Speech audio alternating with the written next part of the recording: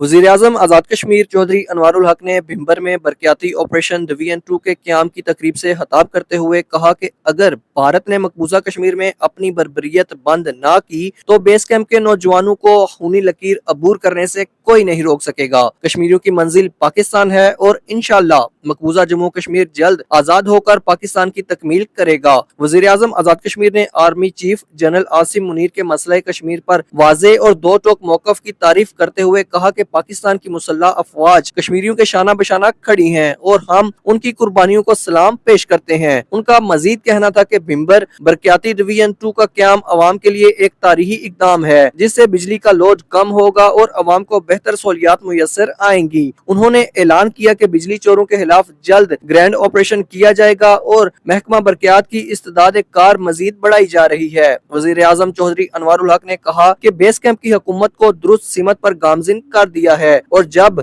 Mafia के खिलाफ action लिया गया तो उनकी चीखें निकलना शुरू हो गयी। इक़्तिदार अल्लाह की अमानत है और अवाम की खिदमत के लिए 18 से 20 घंटे काम कर रहे हैं। आज़ाद कश्मीर के अवाम के लिए सस्ती बिजली और आटे पर तारीखी सब्सिडी दी गई जिसकी मिसाल कहीं और नहीं मिलती। आज़ाद कश्मीर के तमाम हलकों में बिला तफरीक तरक्याती काम जारी है और अवामी खिदमत का मिशन भी जारी रहेगा। तकरीब में मोस्ट सीनियर वजीर कर्नल रिटायर्ड वकार अहमद नूर, वज़राए हुकूमत चौधरी अरशद हुसैन, चौधरी अजहर सादिक समेत दीगर अहम शख्सियात ने भी शिरकत की। राजा फरूख जावेद, JK न्यूज़, कसगुमा।